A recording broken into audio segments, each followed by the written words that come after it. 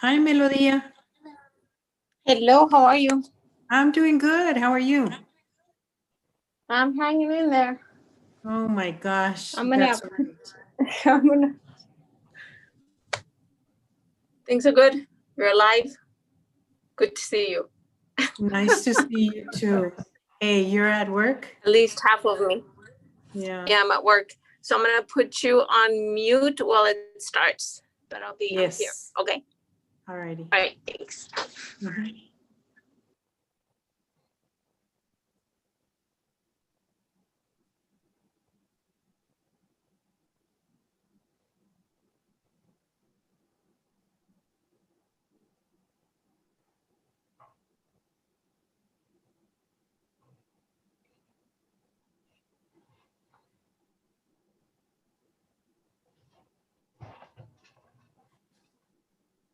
But add the other hand.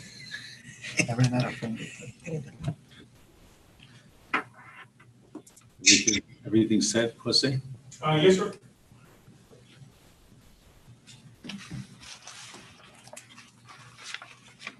Better give it about a minute and we'll get started.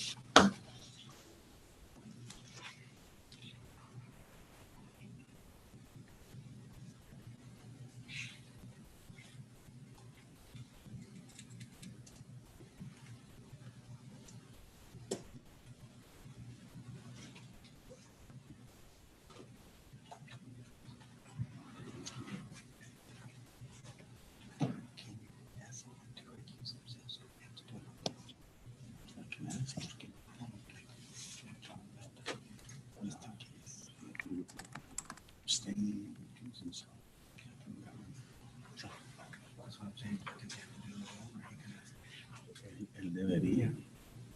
Hi, Blanca. Hello.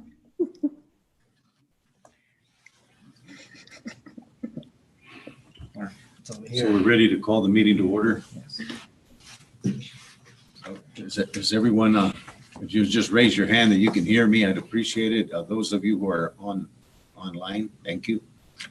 So we'll call the meeting to order. Let the record show that we do have a quorum. And I guess, correct me if I'm wrong, but is Patricia Ramirez is not with us? So is that correct? She is. I am here. Oh, you are? Where are you? I don't see you. I'm sorry. My apologies. It's a telephone. She's hiding behind her phone. Okay, there you go. I appreciate that. My apologies. So then we have everyone here. Okay, so we have 100% attendance. And so if you all will please follow the lead for our invocation with Fred Sanchez, and the pledges of allegiance will be led by Kathy Becker. Mr. Sanchez. If you would bow your heads with me, please. Heavenly Father, thank you for this beautiful weather you're giving us. Thank you for our families. Please keep them safe. Look after our staff and their families that are so willing to help out our 19 children all over the district. Thank you for the Head Start program also, that those little ones mean the life to everybody, and that the teachers are really keeping up with them, and in all ways, whether I was privy to the meeting yesterday that they're receiving their computers and that they're receiving their lunches and everything. So thank you for all of that, Lord. Thank you for being here with us. Help us make the right decisions in this board meeting tonight for the betterment of our staff and everybody involved. With that, I pray. Thank you, Lord. Amen. Amen. Amen. I pledge allegiance to the flag of the United States of America, and to the republic which stands, one nation, under God, indivisible, liberty and and justice for all. honor the Texas Texas flag. I pledge allegiance to Texas, one state, under God, one and indivisible. Give me 20 more tries and I may memorize it. Thank you. Nope. I appreciate you all leading us. invocation, Mr. Sanchez, and the pledges of allegiance, Ms. Becker. I'd like to welcome everyone to the board meeting today. Just a matter of information. The board received a packet of information last week related to topics on today's agenda. Each board member has had an opportunity to review the information prior to the meeting. It is the policy of the board that if members of the audience wish to address the board, they must sign the form at the entrance. Commentaries and/or questions are limited to the public forum section of the said agenda, as is provided for in our board policy. At this time, I'd like to ask if there is anyone who signed up to address the board. No. Okay. So we'll then go on to item F in our which is our consent agenda. We have a couple of items that we will take in one motion. One is consideration and possible approval of minutes of the regular Board of Directors meeting of 10/15/2020.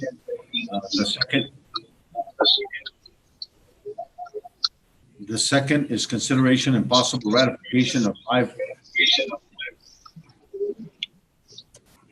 five budget amendments. Do I hear a motion? Joe Limon, move to approve. Motion to approve by Joe Limon. Do I hear a second? Second by John Elder. All those in favor say aye. Aye. Opposed, same sign.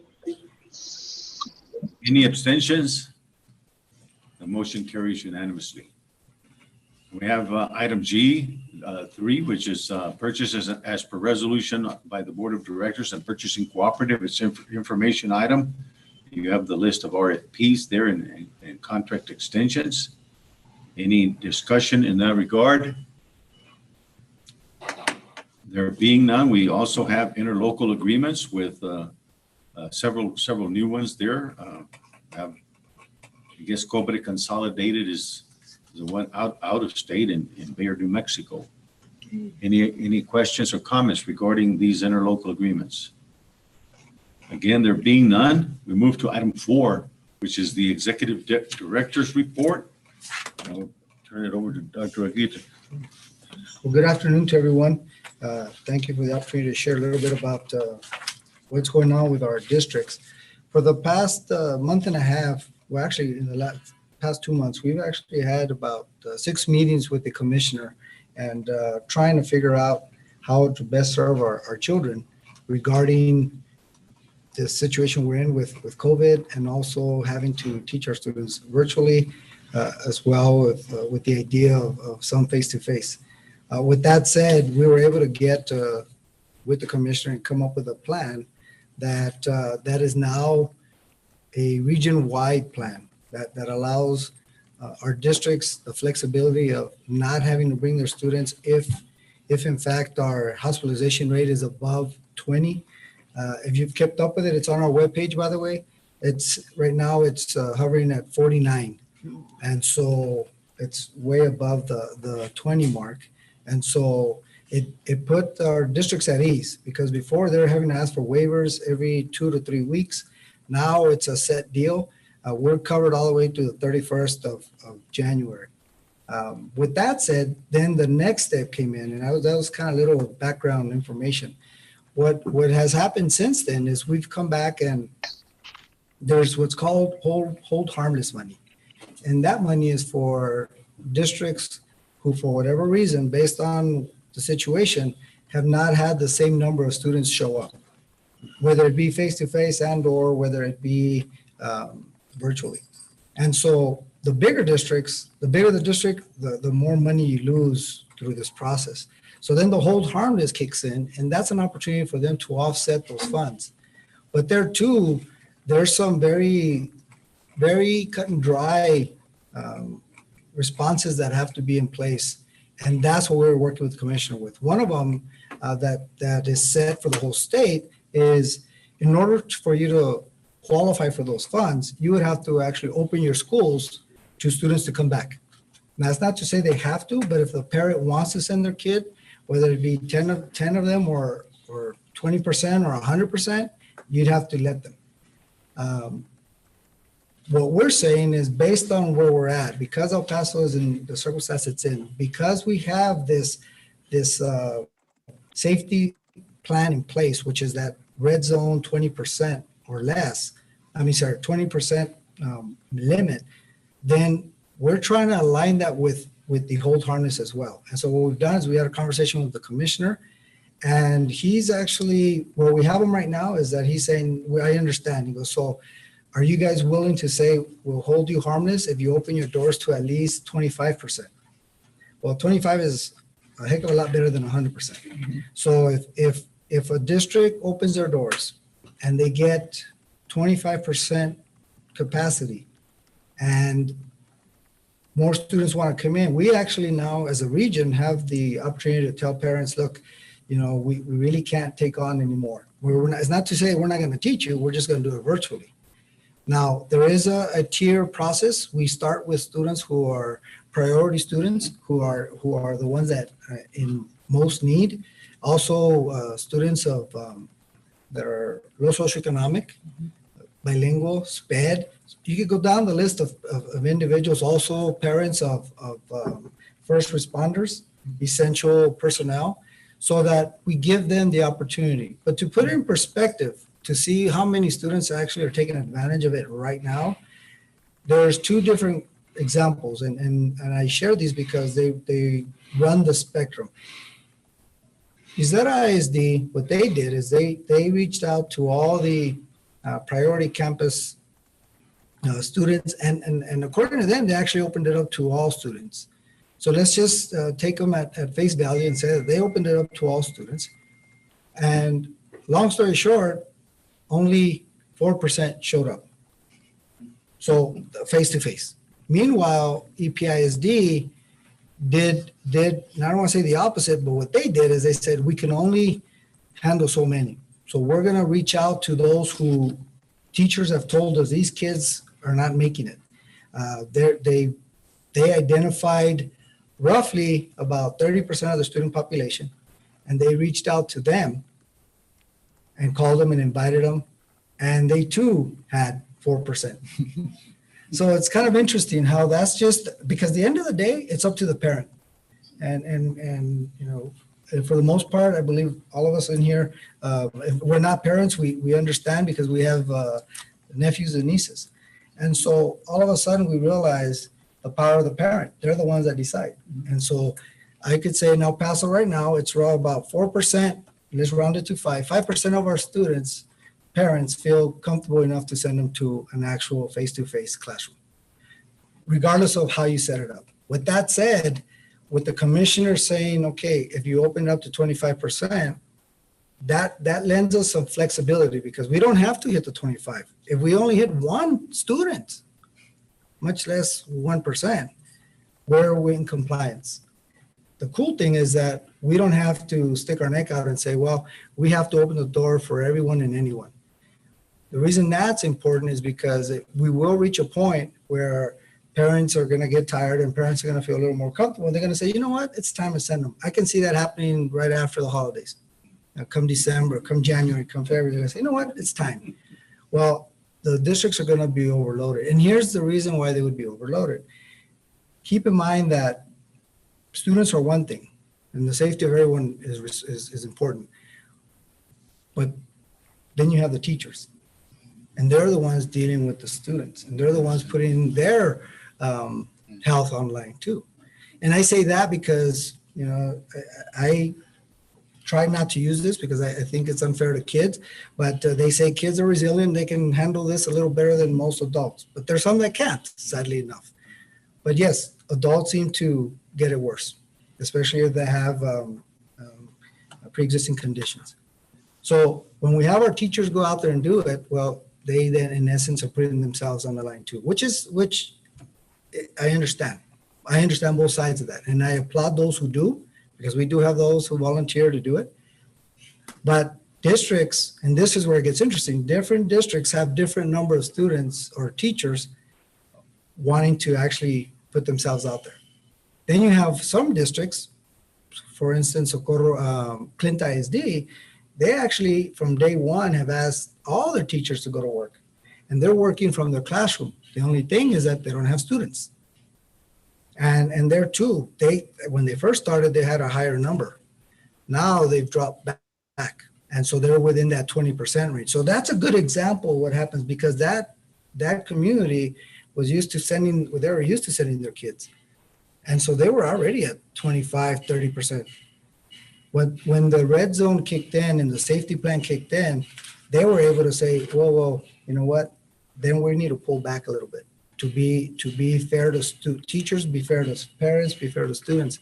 So it now put everybody in our region on the same playing field, the same level. And I think that's important for us in the sense that no one is out there trying to do something different. Although everyone is different, no doubt. But there is that one consistent approach that everyone can fall back on. So I share that because we are, in essence, approaching it different than any other region in the state, which I think says a lot about us as a service center and also as a region. But I feel that we should continue with that model. And yet yesterday was our last meeting with the commissioner, and the last thought I shared with him, and then he turned around and I'll share what he said. But my last thought of him was this, because he said, okay, well, if you guys want to meet one more time and we could, kind of fine tune this. And I went ahead and said, well, we actually have the plan. We've already shared the plan with him and his team. I said, and every district is ready to have their own sub-plan or their own district student plan that will be sent along with our plan, so that once you get all of them, you know exactly what every district's going to do. I said, really, there's really nothing else to meet about. And then he said, okay, it sounds good to me. So go ahead and get those to me. And he turned around and said, on our Zoom, he told them, go ahead and send your plans then to, he said, I believe he said my name. But nonetheless, he said, send it to me and then we'll take it from there. So I feel good about that, because the reason I even brought that up was because he was saying, well, how do y'all want to do it? Do you want to send it in your own? And my response quickly was, the whole idea of us doing this is so that no district is left behind. Because I know how it works. Those who have the connections get the help. Those who don't, before you know it, they're looking at us for help. And I'm saying, why wait? Why leave anybody behind? Let's just pull everybody together and keep us together. So when the commissioner said that sounds good, go ahead and turn your plans in to him, and we'll take it from there. So tomorrow we do have a meeting with TEA, but just us as a region, so that we can cross our eyes. So that's where we're at with that. I just wanted to share that because it speaks volumes of the confidence that our districts have in what we've been able to accomplish here at the service center. Okay. Any questions regarding the school district's update? Dr. Aguirre? Okay. So with that, and I wanted to make sure that I don't want to digress too much, but Mr. Limon had asked about the students and what's happening with them. Those are the students that fall in that priority category. So we are reaching out to those districts, are reaching out to those students specifically to make sure that we give them the help they get. And part of those district plans is to be a little more specific as to what they're going to do to help them, whether it means going and I mean, the commissioner's idea was go knock on doors, and I'm thinking, okay, that kind of defeats the purpose. But that alone. But the districts do have a plan. The plan is to have those one-on-one conversations, have various people reach out to certain students, have hubs if necessary on campuses, have smaller groups virtually for those who are struggling and those who have stayed behind or those who haven't got. The other thought that they've said is, and this one I'm not promoting much because it costs money for them as a district, is to extend the school year.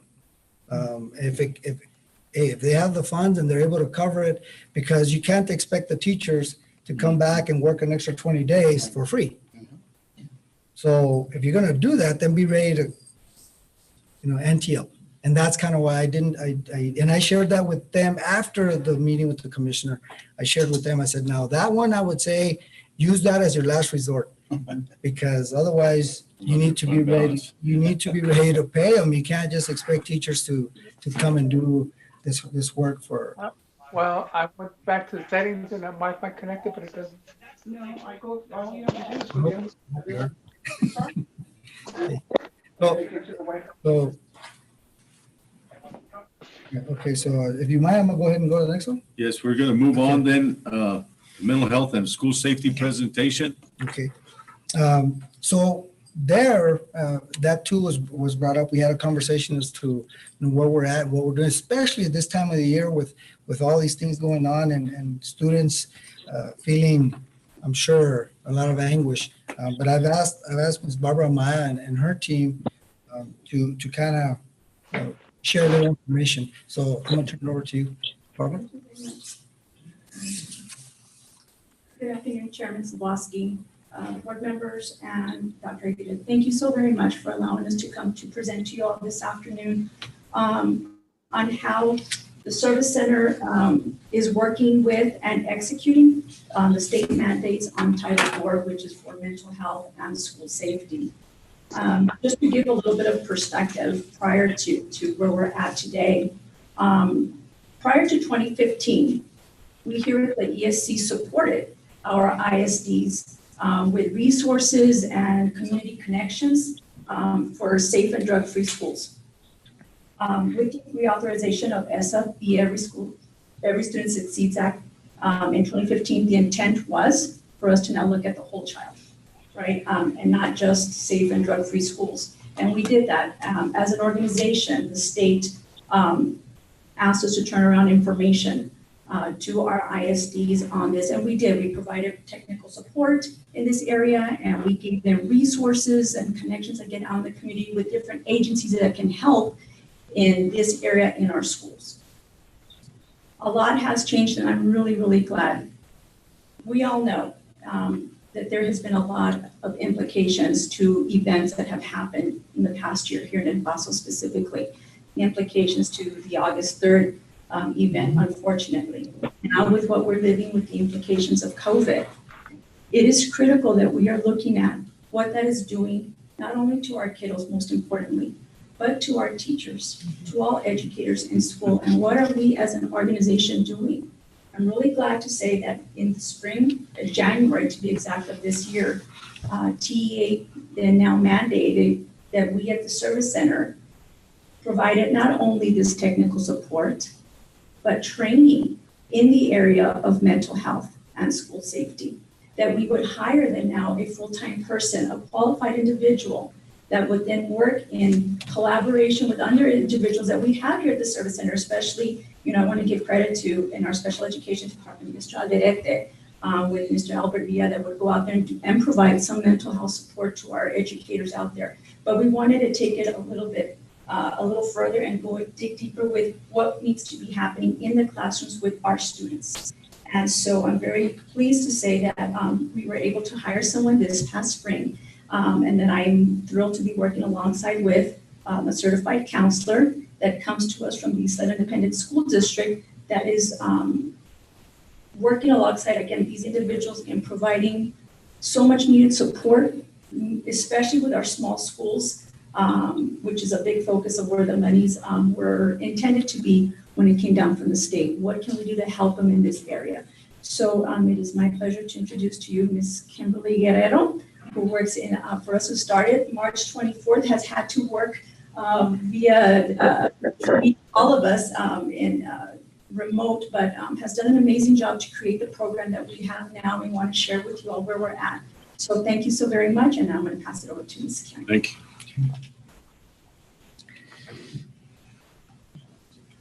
Thank you so much for allowing me to be here today. I see it as a great privilege, both to speak with you, but also to be part of the Region 19 team. Like Ms. Barbara shared, I came on the end of March, and I've gotten to meet so many beautiful people, and it's so nice when I finally see their faces. I can tell who everybody is by their eyes, right? By the eyes that you see. Recognize their eyes. So I have a PowerPoint. I think he's going to put that up for you. And before I start, I just want to say that all of these laws came into place even before COVID, right? There was already this great mental health need that we were seeing at the schools. As a school counselor, so 27 years I've been an educator, 13 of those years as a school counselor, 3 years as an administrator. And I saw the need just continue to grow and us really have to step in as a school. So I think it's a very beautiful thing that now the state is behind this and will continue to grow. And as I share with you, I just want us all to get this vision together of where we're at and what a beautiful thing it can be when all of these things start falling into place for our students. All of it's done through Title IV Part A. So I wanted to share some statistics of why this work matters. And this is from NAMI, the National Alliance on Mental Illness. And it talks about our kids. So 20% of our students ages 13 through 18 live with a mental health condition. So that's 1 in 5 of our students. So you picture a classroom, and it's quite a few of them that may have that have mental illness, and it breaks it down here to mood disorders 11%, conduct disorders at 10%, and 8% anxiety disorders. So the point of this is to say our young people are struggling in ways, and if we intervene early, they have better outcomes in their lives. That's what this slide talks to us about. Well, that 10-year mark, I'll go back to that 50%. That 10-year mark talks to us about from the onset of mental illness until someone receives support is usually 8 to 10 years. So that's the purpose of a lot of things that we're putting in place, is to reach these kids when they're young so we can provide the services so they'll do well in their life, to provide that support so they'll build those resilient skills, that grit, that we see. And 50% of lifetime cases, I need to see my slides, of lifetime cases of illness begin at the age of 14. So just reminding myself that when we have these kids in our classrooms, right? And 75% by the age of 24. So that's why that matters. That's 37%. That talks about our students, our dropout rates. Our students that have mental illness are more likely to drop out. So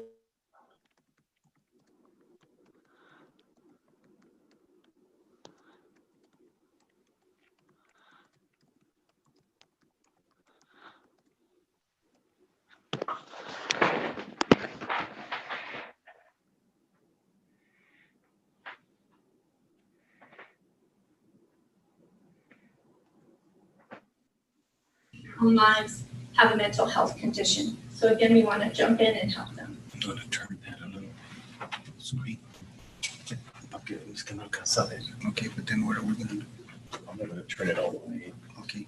Can you hear me? know, this will work a little better for you. Most of it I know by heart, but the nurse got to me a little bit. No, it's okay. We usually move this. We usually move it forward for the stage. Sorry about that. Yeah, I think it's more nerves than anything else. I can see all of a sudden, right? Because I can. Can you see it? So sorry about that. All right, so that was nationally. This talks about our Texas students, and this information I got off the CDC website, and it actually was updated when I had shared some of this information with Dr. Aguirre. It was from 2017. So this is actually 2019 information. This is randomly selected students in Texas high schools that answered a survey. And 38.3% said that they felt sad or hopeless, so much that in a 2-week period, they didn't resume their normal life activities. That's almost 40%. In 2017, it was 34.2%. So that is an increase in students feeling that way. And again, this is all data before COVID-19. So how much more, right, are our kids feeling this now? That's sad and hopeless. 18.9% seriously considered attempting suicide. So they're having those thoughts. They're not knowing how to process the ups and downs of life. So they're thinking of that as a way or a solution. So as we'll talk further about what we can do about it, it's really building resiliency and strategies for kids to know how to ask for help and how to help themselves, how to regulate and co-regulate themselves. 15%, I'm sorry, in 2017, that was 17.8%. So there's an increase there. 15% made a plan, and 10% actually attempted suicide. And this was in the 12 months before they had done the period. So I don't know, I'm assuming you're all here, we're all educators, we all love kids, these statistics, they're scary, right? So we really have to figure out what can we do to help, and that's what the legislature did this last time they met, the 86 legislature, and that's what TEA is doing to support this work, and that's what I'm here to work with all my colleagues and you to support this work as we move forward. So this is what TEA has spoken to us about. So you'll be hearing, and I'm sure you've already heard about the Safe and Supportive School program. And it encompasses these six pillars, if you will, so we can build on to build a strong school so we can help our students. And a lot of it came about after the school shooting in Santa Fe, Texas. So it's building that positive school culture, building a place where kids feel safe, psychologically safe and physically safe, where they can ask for help if they need it, they know who to go to, and starting to build those interventions. And that's the next one, that multi-tiered system of support. What that is like the pyramid we always see, where at the bottom, tier 1, all kids get instruction on how do you handle rough times, how do you choose good friends? What if you don't feel safe in a friendship? What do you do? Really teaching them how to do those things. And that would be for all kids across the board. Tier 2 is our kids that are still really struggling. How do we meet those needs in small group or individually? And then tier 3, multi-system support, is really building our systems where we're really working with the community and referring those families out. But the legislature's also changed too. When we get those kids back in our schools, we need to wrap around services. Like a lot of times we're really good about noticing what they need and getting them the help they need. But when they return, having a plan in place where we're still monitoring and checking on them. Behavior threat assessment, that's a beautiful part that Region 19 is now a part of. The Texas School Safety Center always taught those classes through the Secret Service. But I am fortunate to have trained with Clint Huffman here at the region. So now Region 19 will also offer those trainings to our districts along with the Texas School Safety Center. Ensure staff is well trained. So TEA is really moving forward on a lot of these things. It was at a training today. They're going to be sharing a lot of tools with the district in February that have to do with school mental health. And we'll go into a little bit more of those in just a bit. Collecting data. Where are we starting? Where are our kids at right now? And we're going to see growth, I believe it, when we get these things in place. Last one, that physical safety, the emergency plans, the drill practices, all of those things in place. So as Title IV Part A, the professional development piece. So Title IV Part A breaks up 3 areas: the well-rounded education in college and career. And the 3 bullets, that's how it's broken up, Title IV Part A for the school districts, right? And I'm under that too. But on the ESC grant that they're working with, they've asked us to really focus on that health and safety. Now we are doing college and career. I work with Adriana in that department, and I work with Yoselina. So we're providing those services as schools need it. That effective use of technology, that is a big piece right now. And most of that goes for training. The districts can use it for training, so their teachers can do a beautiful job as they're doing teaching their students. But that last piece is where I'm focusing my efforts mainly right now, and that's youth mental health first aid. So I'm sure you've heard of it. That's come from the governor's office. And Albert and I and other staff members are trained in that program, and that's to teach the school teachers, parents, really anyone who's interested, what are the signs of mental illness? What are the signs of suicide? So we can step in and again save kiddos' lives.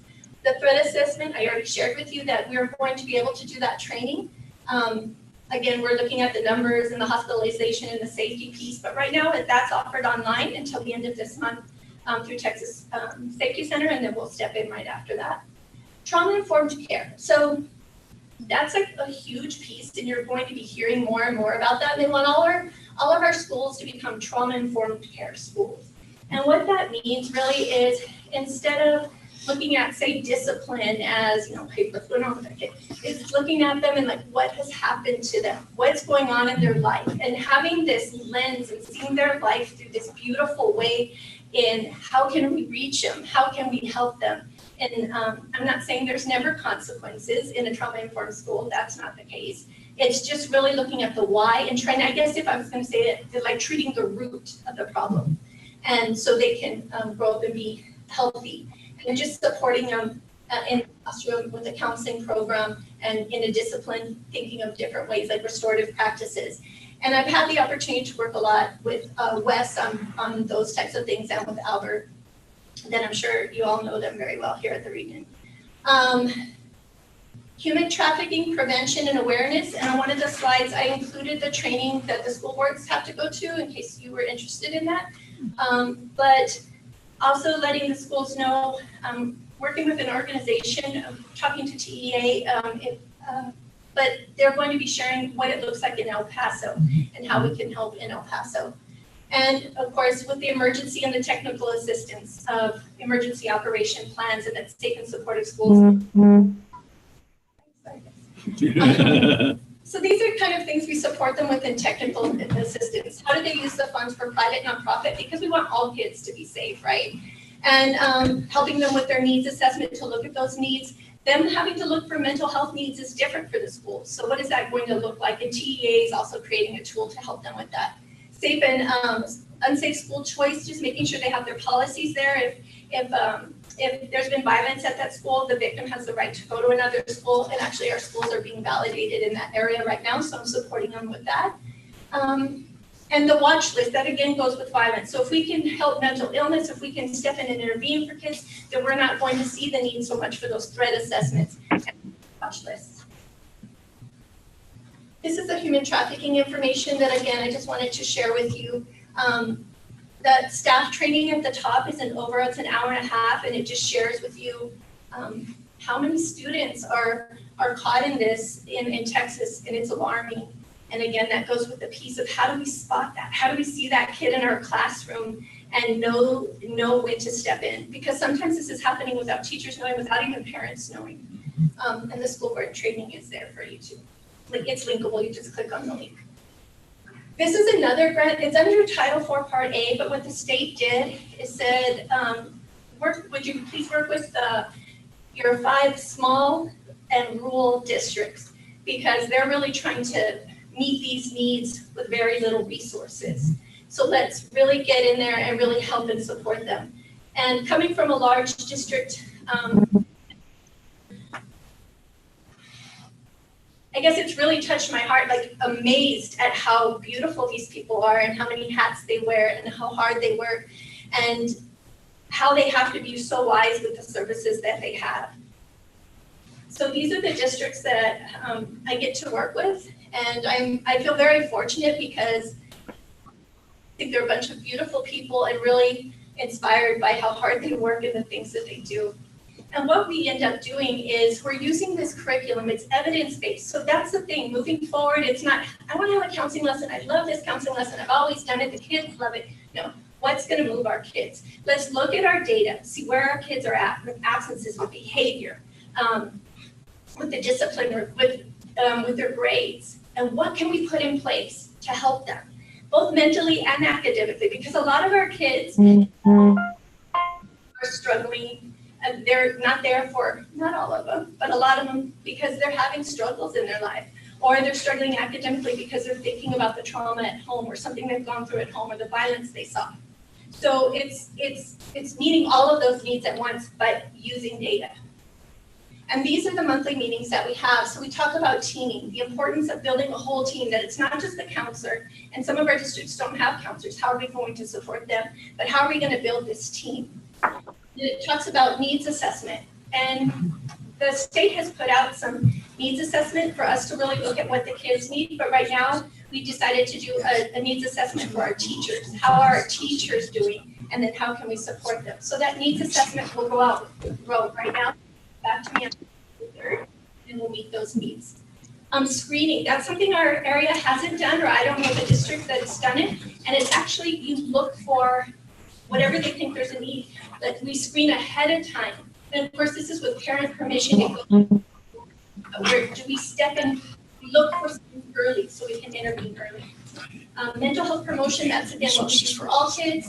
Tier 2, Tier 3, that small group, and intervening out. And how do we make this sustainable? And how do we make an impact that stays with our kids? This is one system that's free that we're doing, that the schools, the districts put their data in the system to see where they're at. It shows best practice, and then we'll measure that at the end of the school year. These are the ways we're collecting data that shape a system. It does their student profile, like how's your team built up? What are you looking at? And then it makes them assess each little piece of their puzzle. And we're gonna do a school climate survey, the needs assessment. Like I said, we're focusing on teachers right now. And how we're meeting the teachers' needs right now, Region 19. For the last month, we've done Wellness Wednesdays. And starting in December, we're gonna continue with that. And through this grant, we have a partnership with Texas Tech that is called T-Chat, that's also coming from the state to support mental health. And they're teaming with us in December to provide that support. Tornado Independent School District has Ms. Rosie Vega Barrios has asked me to work with the counselors, so I work with them once a month, and they're beautiful people too, and so it's just building their counseling program. So we're looking at data and seeing how can we move these kids in a meaningful way with research-based practices. This help that I was talking about and what it's done for our 5 and small and rural districts is provide crisis services at no charge to the family and the student through telehealth, and they meet with the family and the students. It's for 4 sessions, and then they refer out and they help them find services out in the community. The puzzle is, it's that last slide, you said the comprehensive school counseling program, the Texas model. And that is now under the legislature that schools have to do that. What that means is that tier 1 that we talked, all kids have to have lessons. Tier 2, what are we doing for the kids that are struggling? And tier 3, how are we sending them out to the community, but then wrapping around services to help them when they get into school. And that's how we're supporting them. All of this was in plan before COVID. With COVID, we're just trying to double our efforts, but understanding that it's difficult to hop on another Zoom or to learn another thing. So just being really practicing what we preach, right? And trying to be really helpful and understanding and patient as we move through this process. And that's all I was going to share today. I have a question. Maybe you don't have the answer, but I got the question anyway. Okay. So the 5 smaller districts, the rural districts, are, we're doing extended services through your office, and then the larger districts that they already have similar services, but I'm concerned about the middle districts. The San Elizario, the Favens, the Canutillo, the Clint. I've got a plan for you. All right, awesome.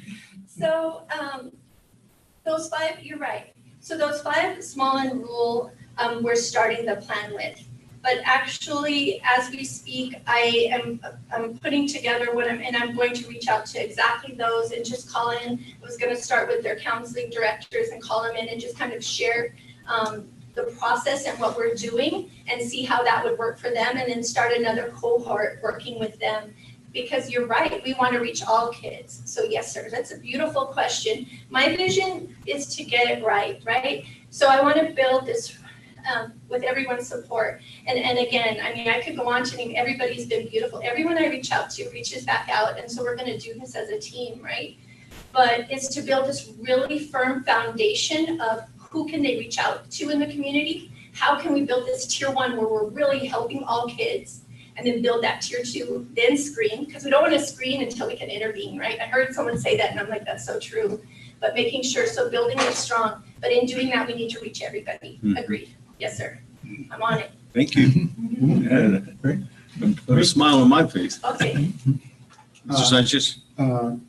First of all, welcome to the Region 19 family. I know it's been since you said March that you joined us.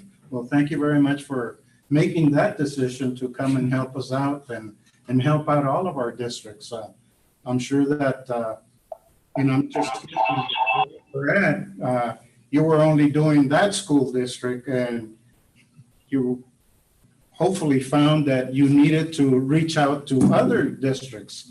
And I'm sure that's what happened, and that's why you're here with us. So I really appreciate you coming over and helping us out in that respect. So welcome, and with everybody that's helping you, anything you need, and plus the board here and Dr. Aguirre, We're here to help you and help the staff. So welcome again. Thank you. Thank you very much, and it's a privilege. Any other questions from anyone else on the board? There being none, we certainly appreciate the thorough presentation. It was very, very enlightening, and it's amazing how much we don't know. But we're glad that there are some people that do know, and they're taking action, through our executive director to get these things done, and we're appreciative of your work. Thank you. Thank you so much for your presentation. Thank you. Great job. Thank you, We look Robert. forward to Thank you. the follow-up. Thank you, Barbara. Dr. Aguirre, the ESC 19 construction. Yes, I'm going to ask John Arcon to join us in conversing about those two topics. As you can well see, the project out the window there is moving right along. So I'm going to turn it over to him, and he can decide which one he wants to present first. All right. Thank you, Dr. Aguirre. Chairman Zablosky, Dr. Aguirre, members of the board, thank you for the opportunity. Thank you. I've got some updates. I'll start with the Nature Museum, and I'll just let Jose go ahead and put those up so that everybody can see them.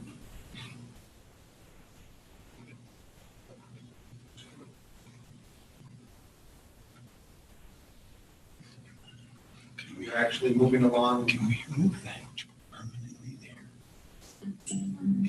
I think there's a vacuum. Oh, okay, that's why it's perfect there. Look at some of it. It's not included, Jose. You want to go to the next slide? All right. Here we go. So a little update on the Nature Museum. ACO construction has started with the earthwork grading and density testing on site. Region 19 is working directly with Loyal Wilkie. We are collaborating with all 3 utilities. We're working with Vapen's Water, One Gas, and El Paso Electric to get the new service lines trenched in. So that is our work for the next few weeks. Region 19 is also working with Exhibit Concepts. We have finalized, and we're just pending an email to approve the final design of the exhibits. And they'll be working on the final contract for construction of the exhibits and installation. So I'm going to show you just a couple of simple pictures that I have. Try it again here. There we go. So we've already started working on where the building formation is going to go, the building form. And we're doing the density tests every 8 inches to get to the base that we want. Nice. There's another view right here. We have this pesky electric pole that we're just waiting for El Paso Electric to get out, but you can see it's not slowing us down. We're working around it, and things are moving along. I wanted to share a little bit because I talked so much about the final design for the past couple of months, and Ms. Rodriguez is right here just to add some more information. So what you see here is a space plan, and this is really telling us where each exhibit is going to be located and how it breaks into the next one.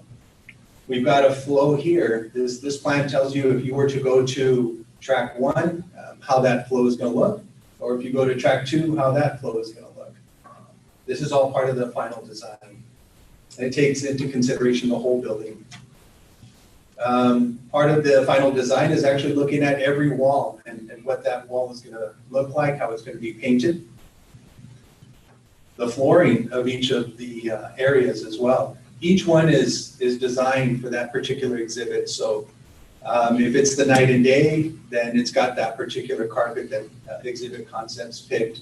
If it's the Shrink-O-Matic, you can see that there's 2 colors in there that they chose that are specific for that particular exhibit to enhance everything in that exhibit.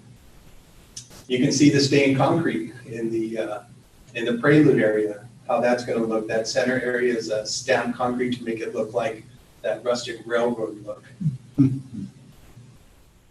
We'll get samples of every area. We'll get to see it firsthand before they actually say, here you go, this is what we're doing. And this is also for ACO, our contractor, to make sure that they get the specific flooring that's required. And each one has its mark, whether it's Target.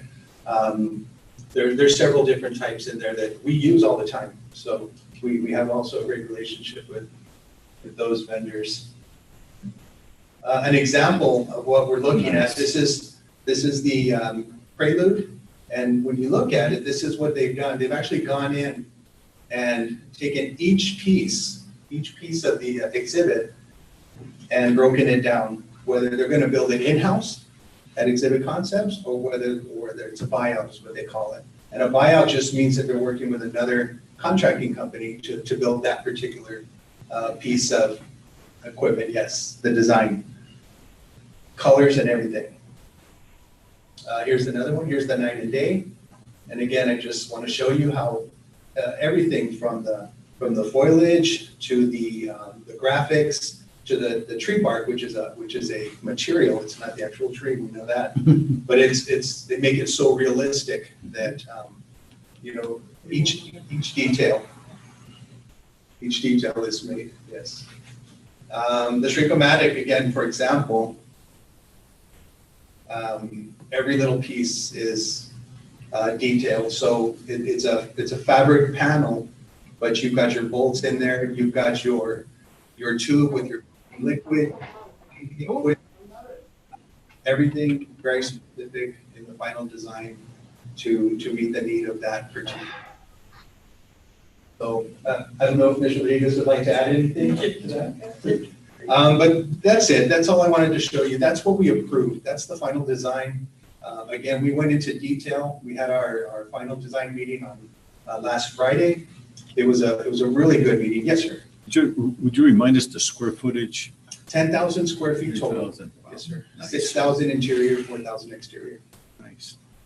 And so that was the design we approved. Again, we went into a lot more detail. It was 156 pages that we went through, and they did a fantastic job. I think Ms. Rodriguez would agree that it's been a great partnership with Exhibit Concepts, and you can. It really has. Thank you, Mr. Leflon. It really has been an exciting time for us to get to meet with Exhibit Concepts and go through each of the phases that we've gone through and to reach this final design. And so every time, we get so excited because everything that they presented to us is so realistic that, it's difficult not to imagine ourselves and our children in that facility once it's completely built. But yeah, Mr. Alarcon and the team, everybody just doing a great job. Awesome. Thank you. Thank you. Thank you, Mr. Rodriguez. And even our contractor, ACO, got even more excited when they started to see everything that they're going to build. So I wanted to end there and ask if anyone has any questions reference the Natureseum itself. That was the only question I had. Anyone else have any questions? Do we get to go play? Yes, you do. All right. I happen to witness a lot of the dirt work that's going on. And so, there's a mound out there taller than the building right now. Yes, So, yes. Yeah. It's exciting to see, Yes. again, another project moving along. I think Danny from, the only disclosure I think that we have is when you go into the Shrink-O-Matic, we just don't know we'll be able to get you back to your normal size. That might not be a bad thing. Yeah. Does it shrink waist? So if we go back to that presentation again, Jose, the same one. I'll jump into the conference center and parking garage update. All right, so an update on where we're at. I can only show you so many pictures of the levels because it's about the same, but it's exciting to see it's going up now. Yes. So it is. So Cambro is the cement subcontractor, and they were working on sequence 4 and 5. So one thing I want to explain is that every floor is going to have 4 concrete pours, and we call them a sequence pour. So you see 4 and 5, that's the second floor, and 5 is the first pour of the third floor. And so what they were doing is, we had some post-tension cabling that didn't meet elongation. And what that means is it just didn't meet that stress. So they had to go back and re-stress them, and some of them had to be replaced, but that's been taken care of. It's all caught by our owner material tester, Paytex. So that's moving along really good. We had a concrete sequence 6. It was actually poured at midnight last night. So I don't have any pictures to show you. That was 400 plus square yards, cubic yards of concrete. And it was huge. The first one on the second floor at that size took about 9 hours. This one they got in 5 hours. Wow. Just the service. They've gotten it down, and they're really moving along. Concrete sequence 7 will be poured next week, right before Thanksgiving. So when we come back, we'll have that 7, and then the final concrete sequence would be 8, and that will be the 3rd floor completion. And so we will have that done by December, and we'll be working on the 4th floor by the end of December. So we're really excited about that. Beating is the subcontractor for the CMU in the kitchen. You can't see it because of the green or the blue mesh, but the walls are already going up to the kitchen. So that's exciting to see. The scaffolding is coming down. Things are really taking shape. Garrick is also, at the same time the CMU is going in, they're roughing in the electrical and the plumbing. And we're working really closely. They're preparing the water taps for the El Paso water utilities. And that'll probably happen in the next week or 2 as well. Inspections. We've had inspection number 26 from Mijares Mora. Still no deficiencies noted. The city inspection on the concrete columns of the 3rd floor happened last week, and there were no deficiencies found. And also on the 17th, the city inspector and Paytex did the sequence 6 post-tension inspection, and again, no deficiencies were found. And that was that pour that just happened last night. Utility applications are almost complete. Texas Gas is complete. Again, once the CMU walls go up, they'll run the gas line into the building. El Paso Electric had just some questions on the final design, but those were worked out this week, and we should be getting the final application for that next week or the next couple of weeks. El Paso Water, all permits, contracts are complete, and that tap will also happen in the next couple of weeks. So we're going to have gas and water in the next couple of weeks, and electric into the building probably by the end of the year. The AV, we had a really productive meeting this week, and we've asked BTC to go ahead and submit officially. What they gave us was kind of a pretty informal quote on the AV, right? And so we asked them to go ahead and give us a formal change request for the AV system. And when that comes in, we would have had the opportunity to go through the drawings in detail like we have. We met with the engineer, the architect, and the technology team, Angiato, Angie Duran, Mrs. Sandra. Really good meeting. We're really excited about the path we're moving on. So I'll have more information for you in December on that. A couple of pictures now to show you. This was sequence 6 that was poured last night. It's all gray now because it's got all concrete. Here's a better view. You can see what was poured, and that sequence 7 is going to be on the west side, and then on the south side would be sequence 8. So our number that we're looking for is 16. So when you hear me say sequence 16, it's the last one, and we're going to start on the top.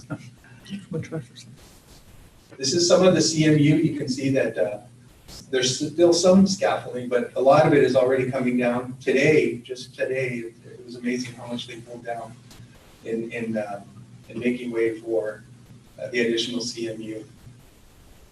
There's some small mechanical rooms, electrical rooms that are going up as well.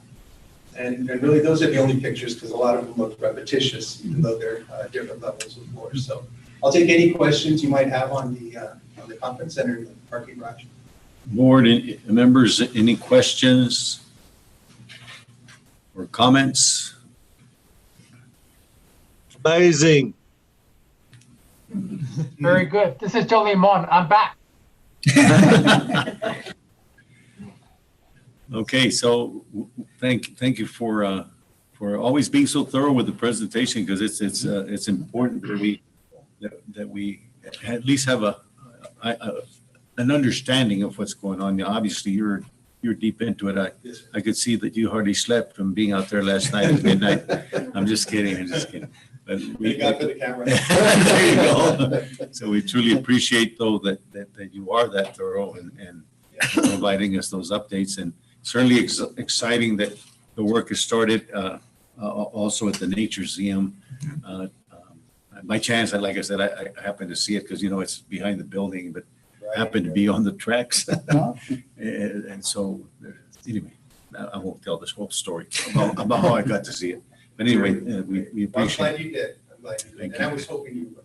Thank you, appreciate that. I know you're in that area. Thank you, Mr. Arredondo. Yes, thank you. Thank you, John. Dr. Rita, the process to name the conference center.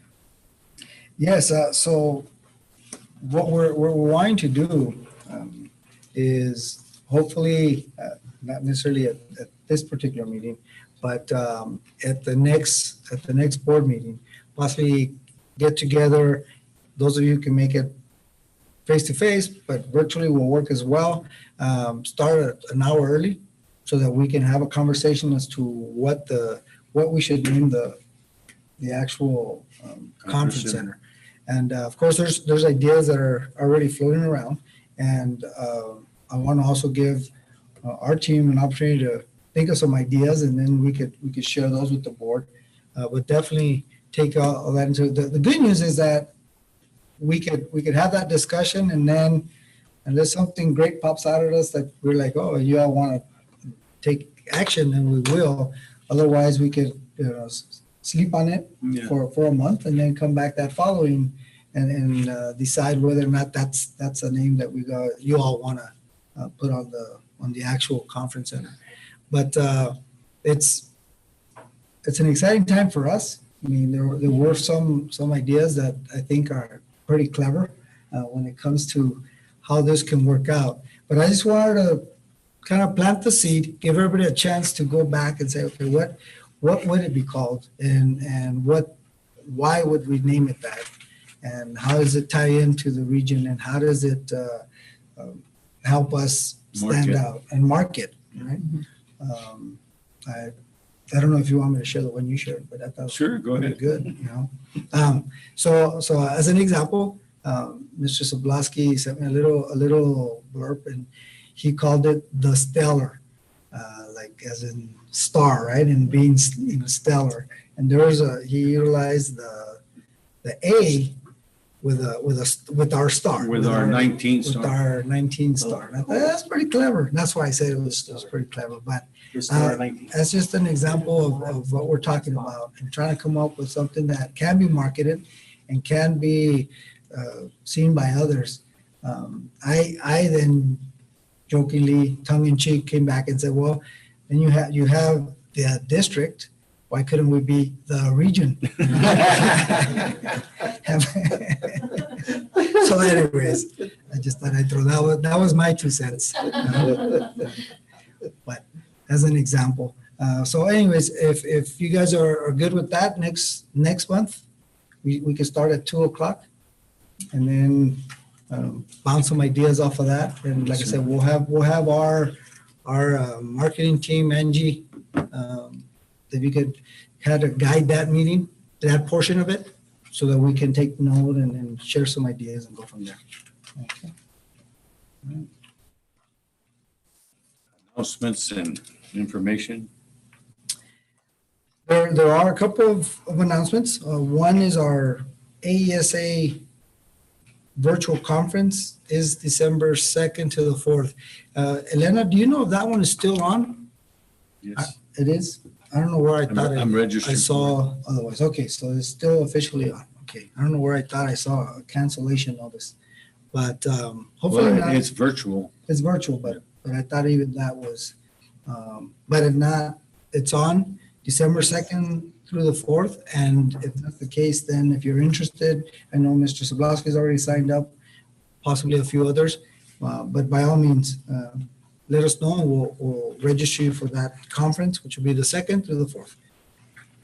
The National School Board Association Conference, that will be taking place in New Orleans, the 4th through the 4th, I'm sorry, April 10th through the 12th, 2021. The only thing there is we haven't officially heard that if it's going to be virtual or whether it's going to be actually on site.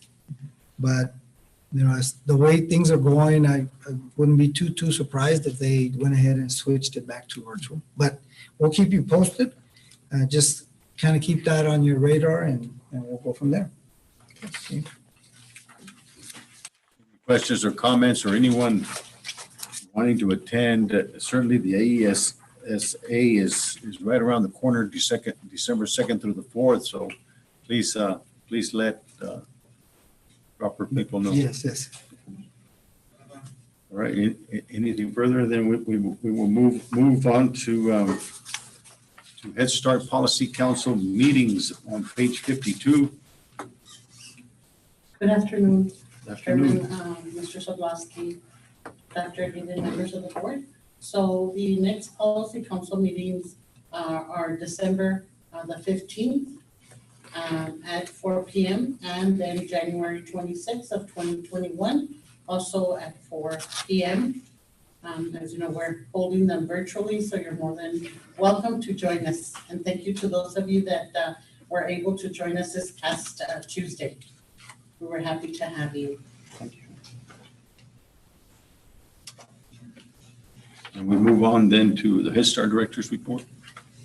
So the director's report, we are in our 5th month of operations for our 2nd year of the 5-year grant.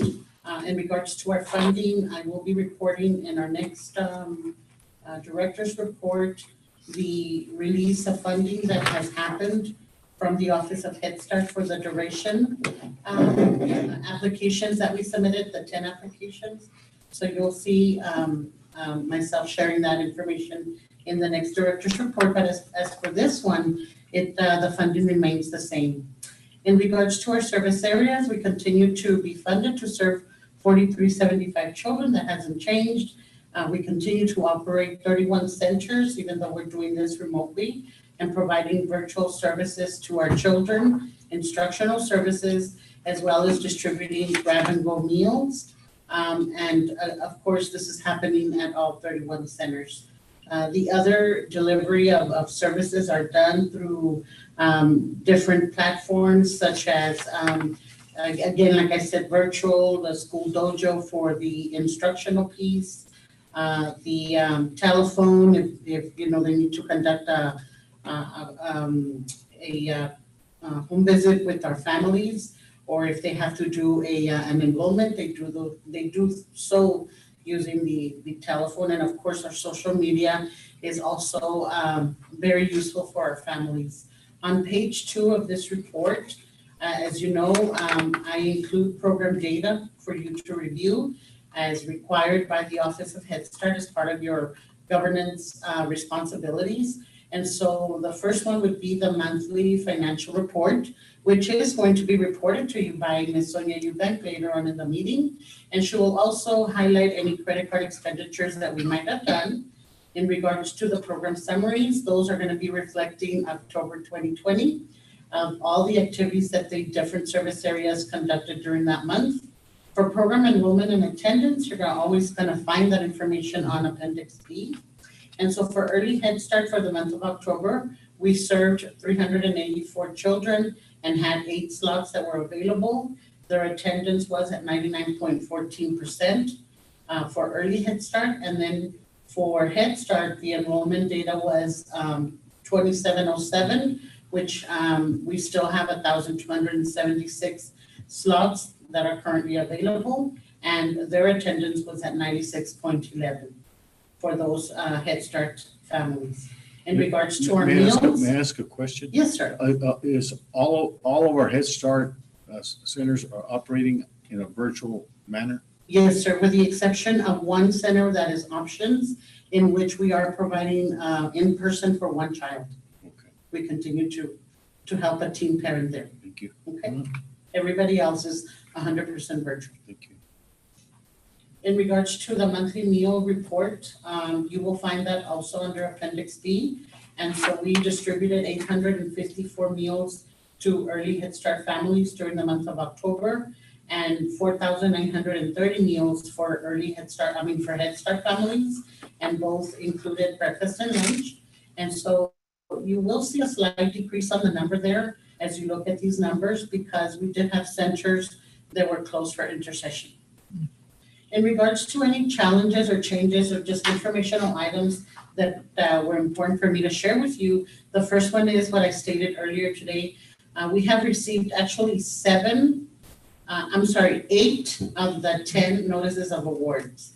Just last night, I received the James R. Vasquez Notice of Award. So that means that for Pete Duarte, Montana Vista, Sparks, Islera, Janexer 2, Westside, and Socorro, and James R. Vasquez, we have the funding now. And so we're going to start creating those additional classrooms. Some of them are going to be in modular buildings, and some of them, like James R. Vasquez, we're going to do additions to that center, in which we're going to construct additional classrooms.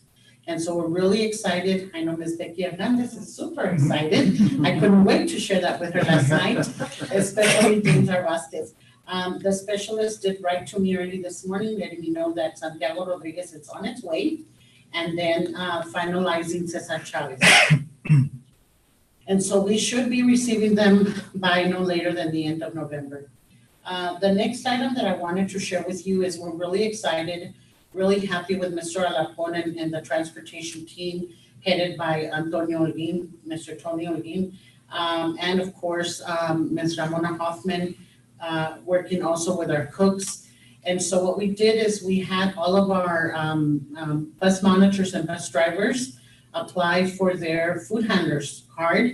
And so as of this month, we started to do door-to-door, and we piloted with James R. Vasquez. We surveyed our families, we got our data together, and we realized that we had some families that weren't coming to us, but it wasn't because they didn't want to, they didn't have transportation. Mm-hmm. So the team is comprised of a bus driver, bus monitor, and a cook assistant. They go out to the home, they deliver the meal along with instructional materials, and it's we've gotten praises. Mr. Fred Sanchez was at our PC meeting when one of our PC representatives actually thanked us, Mr. Alarcon, for the great job your team, did with this here. And so, again, I'm just a wonderful way to continue.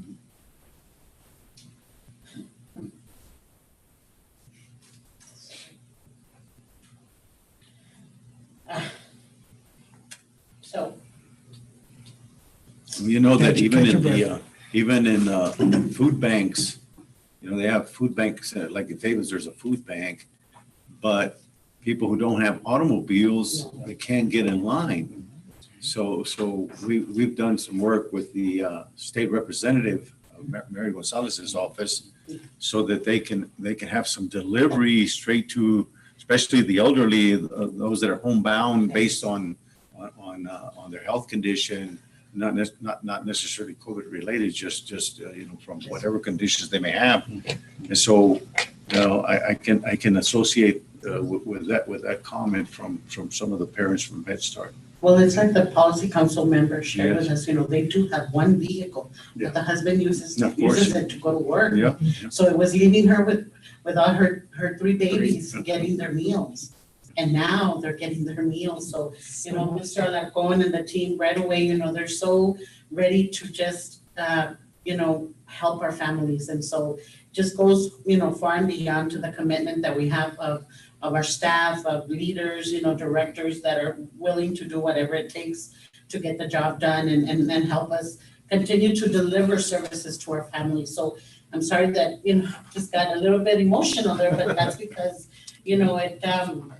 it's just amazing how now we've increased the number of centers. This was just a pilot when we started, but on November the 16th, we increased the number of buses that are going out there, Awesome.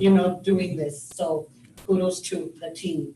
And then number 3 is also we have implemented the first distribution of the tablets. We had 1,686 families that came out. We also surveyed the families that didn't come out and try to find out why they didn't. So we realized that some of it was because they had other appointments that they had on that day that we were doing the distribution. That was like 30% of them. Another 25% of them was because of transportation. So we're gonna start doing some door-to-door as well. And then others just couldn't make it. So we have individualized the delivery by going to each of the centers. And it's also comprised of the technology team. And this was put together by Dr. Martinez and his team and Angie Duran. And they have the team from Mr. Herrera. We have 3 of the ladies or 4 of the ladies that go out and support, along with transportation team directing the traffic. So now instead of doing big numbers, we're just customizing to just a specific center. So it's proving to be very successful. And we're also doing it late in the evening till 6:30 for those parents that work, because we also found out that they didn't come out because they were working. Okay, so we're having success, so I can't wait to share with you what that data looks like in our next meeting. And that really concludes the director's report. I once again apologize for that little moment, but it's just so exciting and just hits home, with what we do in Head Start. No apology necessary. If I could, I just add a comment. She's quick to thank Mr. Alarcon and her team, but you definitely have done a fantastic job in leading that whole organization. Keep in mind that when I think of our Head Start program, if you were to rank it in the size, it would be larger than about 4 or 5 of our districts. And so they have to work alongside the districts. So not only are we having a function as a whole, we're having to function as a hub with the others. And so it was a collaboration. So it just speaks volumes of the work that's being done specifically by you and as, of course, your team. You guys are, which is part of the Region 19 team, right? So which to me is just phenomenal. So and the fact that we're running 31 centers, and I'm dealing with the superintendents on a regular basis, and I hear them, and she's part of our meetings too, because she needs to hear what's going on. Not a beep, not a peep. It's just like she just goes with the flow and like, okay, let's get it done. So thank you for all your hard work and make sure that you tell everyone else that we appreciate the hard work they're doing. Indeed. I sure will, Dr. Thank you for the. Thank you. Thank you. Yes. So that moves us to item 8, the finance report, beginning on page 61. Memorandum on 61. Good afternoon, members of the board. Good afternoon. We are reporting 2 months into our fiscal year for our operating budget. And for total revenues, we have collected $2.9 million. Compared to budget, we should be at 1.6. And so we are ahead of budget with a positive variance of 1.2 million. You're probably asking why. Well, we had several contracts that our area districts paid for service prepayment of services for our TEACS resources, in addition to other virtual trainings that our staff has put together. And so they have the faith and they have the need, and so they were able to commit to these funds. For total expenditures, we are at 1.2 million expended. Compared to budget, we should be at 1.6. And so we have another positive variance. We are spending much less than projected. If you look at the detail right above the 411,000, you'll see that you see a negative variance in payroll of 71,000. And that's primarily because our grants are coming in slowly. So until the grant is approved, we're having to absorb that cost to our general fund. Staff, knowing that the NOGA is coming in, they wait till the NOGA is actually received before we can retroactively, redistribute if they've been providing services towards the grant. So that's what that negative 71,000. Once we know for sure what once grants are finalized as we're going through, and then if we need to adjust the budget, we will come back and readjust the budget for salaries under our operating budget. So the net change in fund balance operationally is we have a net income of close to 1.7 million through the end of October. And we have no construction cost at this time. And so when you add that net income to our 8.9 unaudited figure, then we have about 10.6 million in fund balance for our operational needs, which is wonderful. Yes, it is. Yes. Next page is the budget to actual report. We're required to bring it to the board by function, and as usual, function 13 and function 41 is our highest cost in operations. The next report is our snap picture of construction costs cumulative, and not just this fiscal year. So we have total revenue sources of 36.9 million right now. And these are all the costs incurred for our construction project. Total expenditures, 8.9 million. And so we still have a fund balance restricted for construction of $28 million. Next report. Our next report is our Head Start fiscal year 2019. As Ms. Rodriguez mentioned, we have received approval for 8 out of the 10 facility projects. So we're moving along and obligating and expending these funds, as you can see. This grant is on a cumulative basis. So we have collected 38.2 million throughout the start of this grant, and we have expended 38.2. And for this grant, we're owed $13,902. We do have obligations, contracts, or purchase orders of 1 million out there, so we still have an additional 10.2 million to expend and obligate. Next report. Our next report is our fiscal year 2021 Head Start Award, and this one total revenues collected 13 million, total expended 14.3. And we are owed 1.3 million. Encumbrances, obligations to date, about 20 million. And so we have an additional 12.3 to obligate and expend. We have through the end of June 30th to do. Next report. Our next report is our governmental snap picture of our governmental funds. And we reported general fund, the first column, in Head Start. And then we reported debt service, and this debt service only shows the current fiscal year transactions, and the other report shows you a cumulative picture of everything that we've expended. And then other funds is our other grants, and so total revenues collected $969,000, expended 1.8. We are due close to 900,000. We're using our current fund balance to cover for these costs, and which leaves us with the last column of total governmental. We've received in total 10.2 million, expended 11.6, net change in fund balance of a negative 1.4, and that's the amount that's being covered by fund balance in total for the month. And so it leaves our fund balance at $21.3 million. Next report. Our next report is our proprietary funds. For our total enterprise funds, this is comprised of our school zone and our co-op. We have collected $526,000.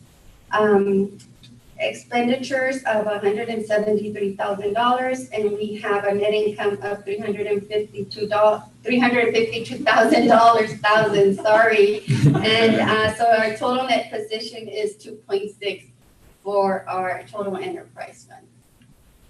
For our internal service funds, we have collected revenues of $309,000.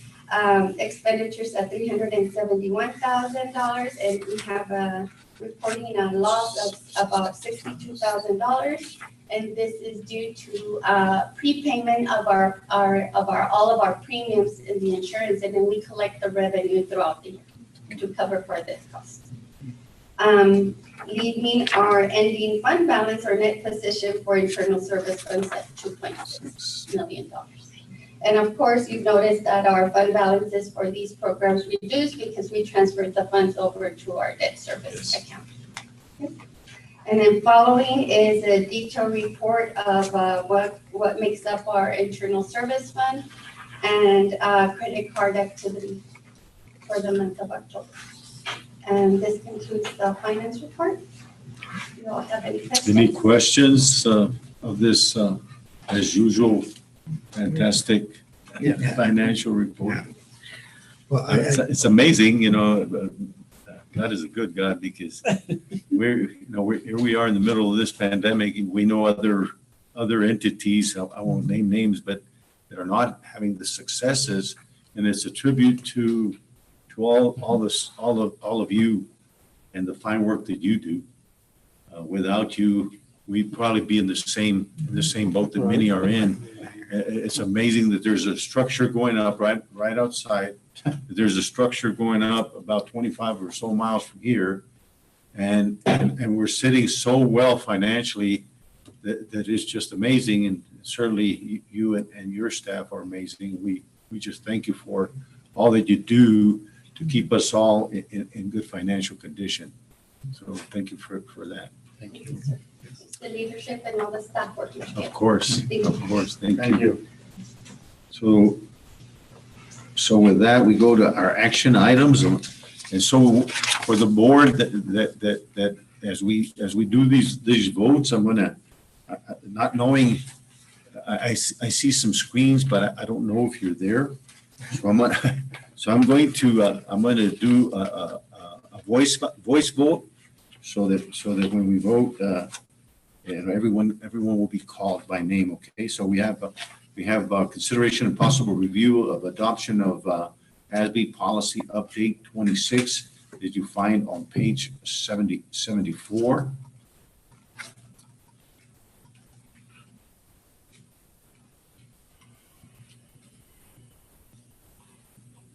So we were provided these policies 30 days ago. Any questions about any of these policies? There being none, do I hear a motion to Joe Limon, move to approve. Motion by Joe Limon to approve. Second. Second by John Elder. Any further discussion? With that, I'm going to go through the list. Mr. Sanchez, how do you vote? Yes. Mr. Elder, how do you vote? Yes. Mr. Limon, how do you vote? Yes. Ms. Ramirez, how do you vote? Yes. Ms. Alaices, how do you vote? Yes. Ms. Topete, how do you vote? Aye. And my vote is an aye as well, so the vote is unanimous. So we move to item 10, which begins on page 80.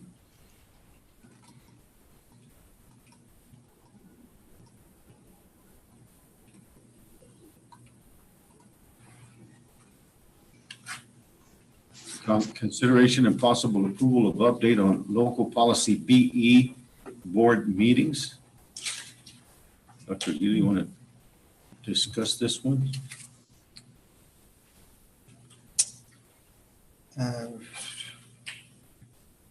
It's really the one where we actually already meet once a month now.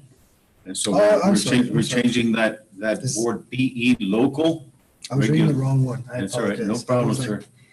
I was reading the next one and I was like, how does that work? Yes, I apologize. What we're doing here is, as we're meeting monthly now, but if you read our policy, it states that we would meet at a minimum once every 2 months.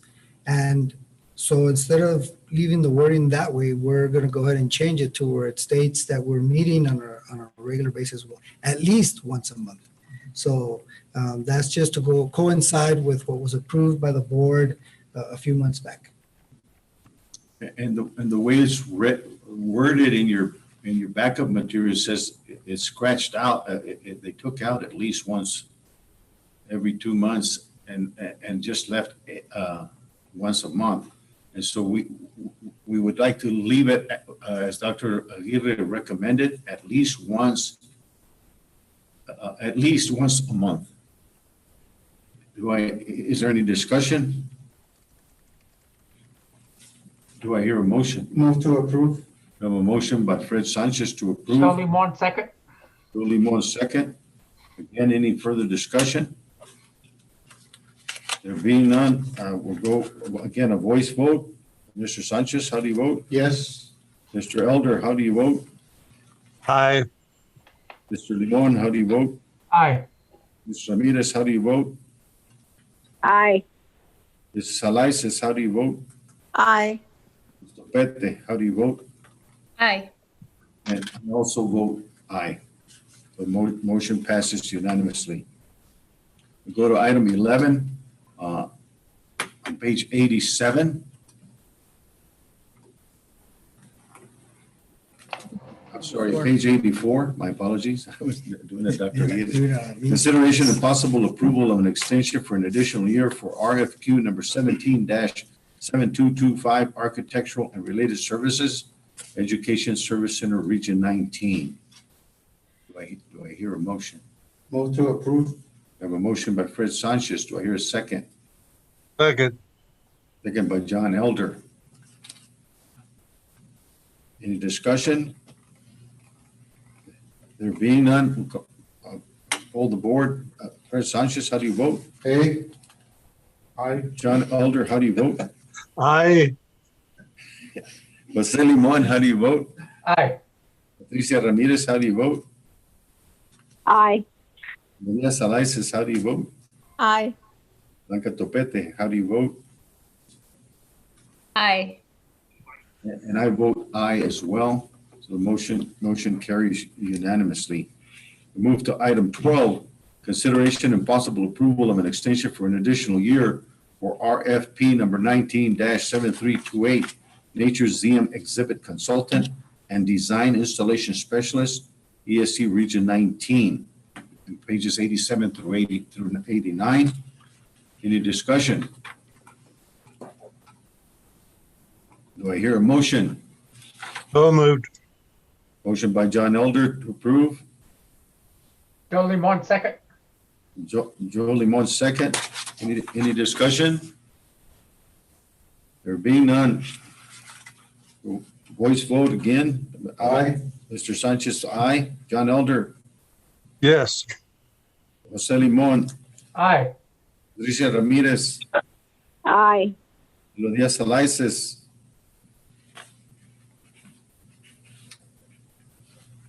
Sorry, aye. Blanca Topete. Aye. I vote aye as well, so the motion passes unanimously.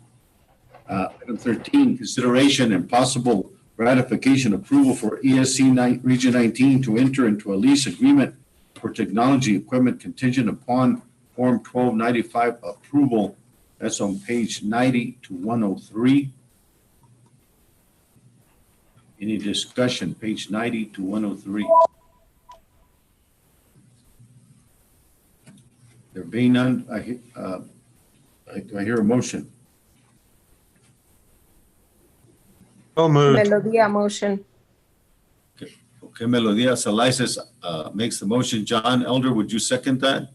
Yes, I would. John Elder seconds. Any further discussion?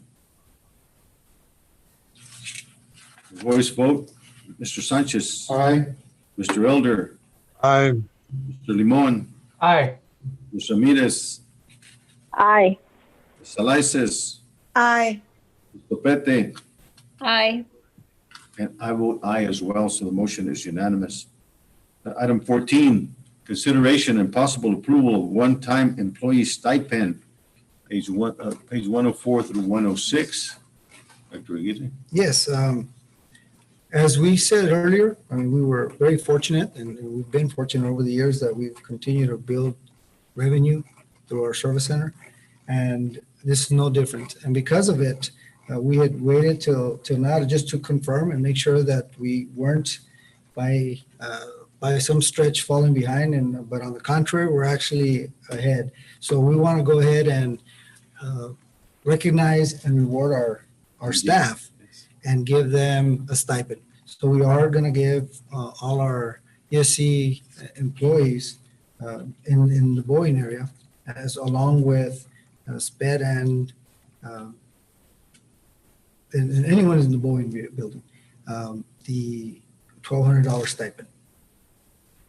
And there's a resolution for the board. May I read Yes, it? definitely. It's whereas the Education Service Center Region 19 Board of Directors acknowledges the professionalism and dedication of the employees of the Education Service Center Region 19 during the fiscal year 2019-2020, and acknowledges the sound fiscal management and expenditure of federal, state, and local funds by all employees, and acknowledges the acceptance of additional responsibilities in the spirit of collegiality and service to the school districts and charter schools.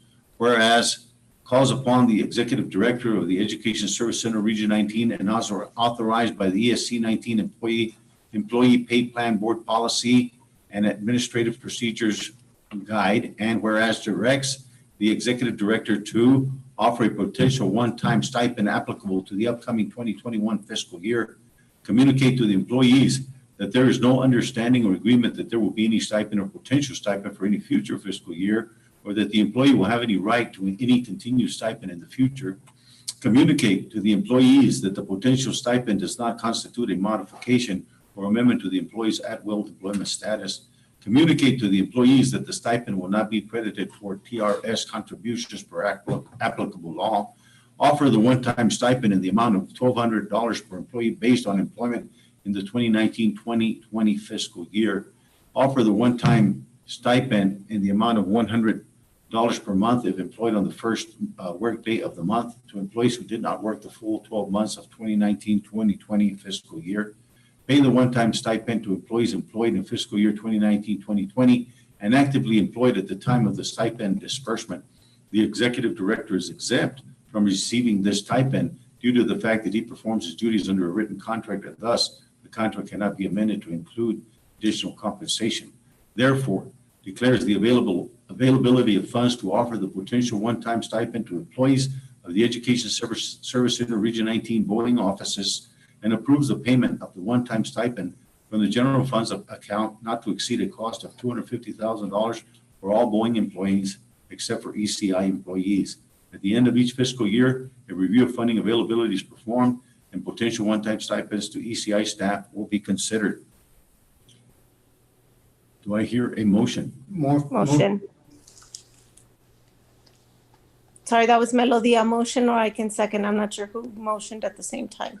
Motion by Fred Sanchez, second by Melodia Salaices. Will you accept that second, Melodia? Yes. Okay. And so any discussion? We'll do a voice vote. Fred Sanchez. Aye. John Elder. Aye. Jose Limon. Jose Limon. He raised his hand. He raised his hand, aye. Patricia Ramirez. Aye. Melodia Salaices. Aye. Blanca Topete. Aye. And I vote aye as well. So the motion carries unanimously, and we applaud the employees for their fine work.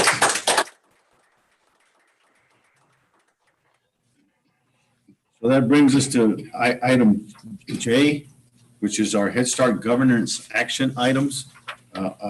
Beginning on page 107, consideration of possible approval of governing action items for the Head Start program. We have two items, so we'll take them separately. We'll do the policy council bylaws. Ms. Rodriguez. Chairman, Mr. Sobolowski, Dr. Given, members of the board, we have two items, and the first one will be the Policy Council bylaws, and as part of your shared governance responsibilities, you directed the Policy Council to revise their bylaws and to approve them as well, and then bring them before you and for your approval, for your final approval. So the members met on October 27 for the bylaws committee. They reviewed and revised the 2021 bylaws. And so the only updates that were made to the bylaws was the date, the title year, which now reflects 2021 instead of 2019, 2020, and also on the footer of the entire document, as you will see here, Jose displaying, but you received this separately for your review, and those were the only two changes for your consideration and approval. You've heard the recommendation that we accept these two changes to the Policy Council bylaws. Do I hear a motion? Move to approve. I have a motion by Fred Sanchez. Do I hear a second? Second, Joe Limon. Second by Joe Limon. Any discussion? Voice vote, Mr. Sanchez. Aye. Mr. Elder. Aye. Mr. Limon. Aye. Ramirez. Aye. Salaices. Aye. Mr. Pete. Aye. And I vote aye as well. So we move to the next item, which is budget revisions for amendments number 19, Sparks, and number 20, Isleta Head Start Centers. So again, as part of your roles and responsibilities under your shared governance, any type of budget revision or application that we submit to the Office of Head Start must receive your approval and the approval of the Policy Council. Now, because we are going through our COVID and we have virtual meetings, there is a letter, Mr. Soblowski, that you would sign on behalf of the entire board that I have here, and Ms. Janet Natividad, Policy Council President, signed the same letter supporting this approval of the budget revision. And so so we received the notice of award for two amendments, number 19, which is Sparks Head Start, and number 20, which was Isleta Head Start. And so what happened is when we received the notice of award for example, Sparks, they only awarded us $100,565. However, they didn't include the $39,000 that we need for professional services and the $71,648 that we need for site improvements for the installation of this modular building. And so that we could have a total of $211,213. The same happened for the Isleta amendment number 20. They only approved us $203,400, but they failed to include the $32,000 for professional services and $176,687 for site improvements, for a total of $412,87 to complete this project. So both require a budget revision approved by the board of directors. So with your consent and your approval, we will submit a narrative, revised budget justification demonstrating the needs, because again, we cannot, these services go hand in hand in order for us to install the modular buildings, both at Sparks Head Start and the Isleta Head Start as well. The difference you see there is because at Isleta we're installing two modular buildings instead of one. So do you have any questions? Any questions from the board? You've heard the recommendation. Do I hear a motion? Move to approve. I have a motion by Fred Sanchez. Do I hear a second? Second. Second by John Elder. Go with a voice vote. Mr. Sanchez, how do you vote? Aye. Mr. Elder? Aye. Mr. Limon? Aye. Ms. Ramirez? Aye. Ms. Elias? Ms. Elias?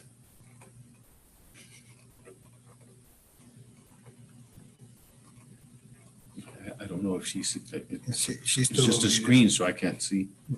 With Mr. Limon, I saw him raise his hand. Yes. I think she's muted, Ms. Alexis. Ms. Elias? Ms. Topete? Aye. And I vote aye as well. We'll just say Ms. Elias was present and not voting in our minutes. And so that motion carries. Thank you so much. Thank you. Thank you. So that moves us into closed session for the purpose of considering matters for which closed sessions are authorized by Title V, Chapter 551. Well, you're a natural, let me say. Aye.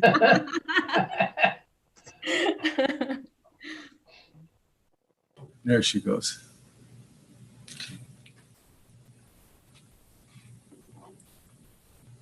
Let's see, the natural, that was baseball player. Yeah. Yeah, that was a good movie. She's on the, her name's on the screen, but I don't know if she's on. There she is. Yes, she is. You hear us, Miss Elena? There's our star. I like your background, Elena. Miss Elena? Here I am. You hear us, Miss Elena? Did I hear you? Yes. Can I hear you? Yes. Yes, sir. Very much. So let's call the meeting back to order at 5:15 p.m.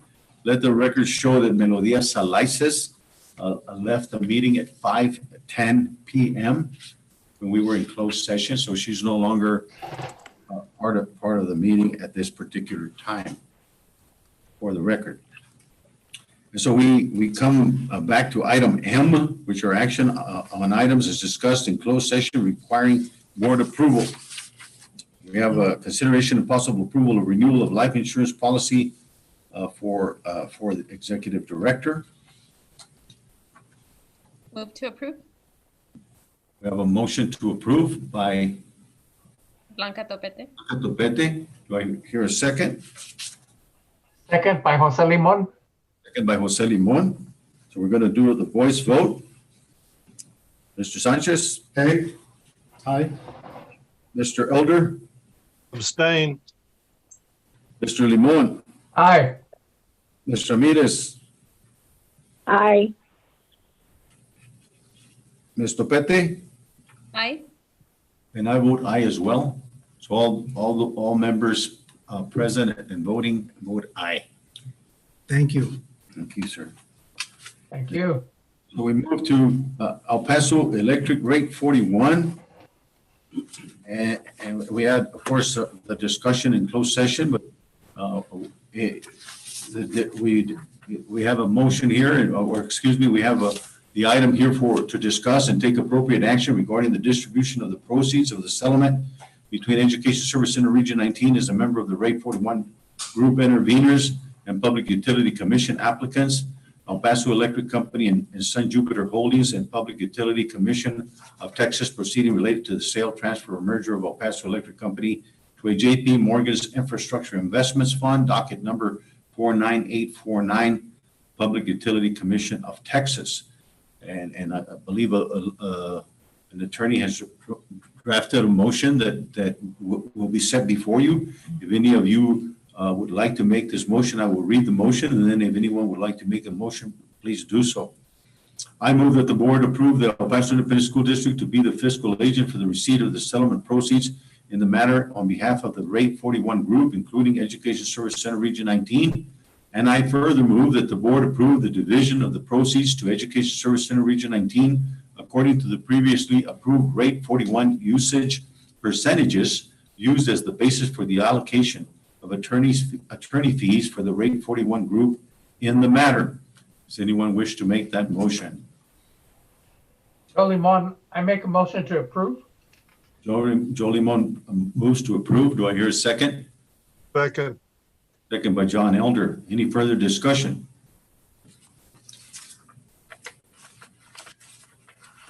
We're gonna do the voice vote once again. Mr. Sanchez? Aye. Mr. Elder? Aye. Mr. Limon? Aye. Mr. Ramirez? Aye. Ms. Topete? Aye. And I also vote for the motion. Aye. Approved unanimously by all members present and voting. We have to move on to item N, which is comments and requests for information from the Board of Directors. Does anyone have any Any comments and or requests? There being none, we move to item O, which is confirmation of our upcoming meeting date, which is December 17th, 2020 at 2 p.m. At 2 p.m. At 2 p.m., let's not forget that. We're going to have a session on the possible names for our conference center from 2 to 3 p.m. and then we'll proceed with our regular board meeting. Any further business? There being none, our meeting stands adjourned at 5:19 p.m. Thank you all for being here. We certainly appreciate all the good work there. Thank you and happy Thanksgiving. Happy Thanksgiving.